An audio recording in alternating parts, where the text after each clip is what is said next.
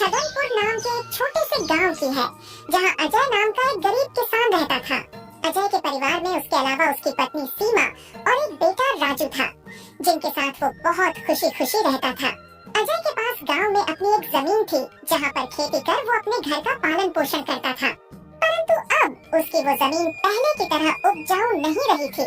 धीरे धीरे उसकी जमीन से फसल की पैदावार भी कम होने लगी थी।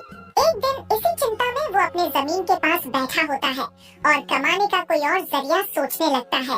दिन प्रतिदिन मेरे इस जमीन से उगने वाली फसल कम होते जा रही है। लगता है मुझे अब कोई दूसरी जमीन लेकर काम करना होगा, या तो कोई और जरिया ढूंढना होगा कमाने का। पर अब मैं इस जमीन के भरोसे नहीं रह सकता हूँ। चलो एक बार चल के सीमा से राय लेकर देखता हूँ वो क्या कहती है इस बारे में। अजय तुरंत खेत से अपने घर की तरफ चल पड़ता है।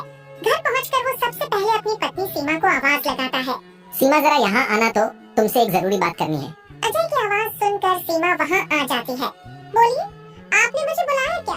हाँ सीमा, मुझे तुमसे एक जरूरी विषय पर बात करनी है और तुम्हारी राय जाननी है। हाँ बोलिए, क्या बात है? सीमा, तुम तो जानती हो हमारी जमीन अब पहले की तरह इतनी उपजाऊ नहीं रही है, और अगर मैं ज्यादा खाद वगैरह डालने की कोशिश करूंगा तो कहीं उसकी मिट्टी और खराब ना हो जाए। इसलिए सोच रहा हूँ कि कुछ समय के लिए उस जमीन पर खेती करना छोड़ दूं। हर साल थोड़ी थोड़ी खाद उसमें डालता रहूंगा, जिससे कुछ सालों बाद वो पहले की तरह उपजाऊ हो जाएगी। फिर उसमें खेती करना शुरू कर दूंगा। हाँ, ये ठीक रहेगा। इससे आपकी जमीन भी सही रहेगी और उसमें उगने वाली फसल भी। हाँ, पर तब तक मैं क्या करूं? क्योंकि मेरे पास दूसरी तो कोई जमीन नहीं है, तो घर का खर्च चलाने और राजू के पढ़ाई के लिए कहाँ से पैसे जुटा पाऊंगा? आप एक काम क्यों नहीं करते? एक बार जाकर गांव के जमींदार काका से मिल लीजिए। वो तो बहुत अच्छे और नेक दिल है। वो आपकी जरूर कोई मदद करेंगे। हाँ सीमा, ये ठीक रहेगा, क्योंकि काका अगर कोई नया काम भी करने